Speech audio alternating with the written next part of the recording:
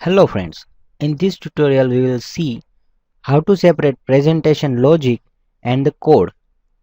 So go to the Solution Explorer and add new item and select web form. Below select place code in a separate file. This will create separate file for the coding.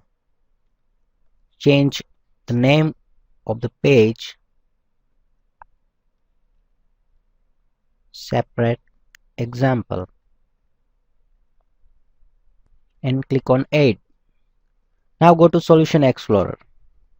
We can see separate example is added to our solution, and when we expand the separate solution it will show separate example.aspx.cs, which is the code file for the separate example.aspx. We can also see in the source code, which is the separate example.aspx. In the beginning we can see code file which is linked to this or source code file. This is because we want to link our various elements as controls to our code file. So as we have discussed in previous example, same example I will do in this tutorial but using a separate code file. So let's do once again. Go to design view, press enter, go to toolbox, get a one label, set a property of label to any LVL SAP. Now add a set the property of button to hit me and double click on the button.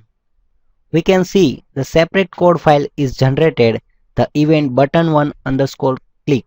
In previous example we have seen that the code is generated in same source code file, but in this example we can see that the code is generated in separate file called separate example.aspx.cs.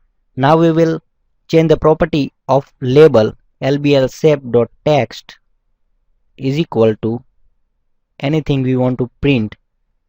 This is example, and let's save by Ctrl S and run Ctrl F5. Let's hit the button. You can see the property of label is changed. Thank you.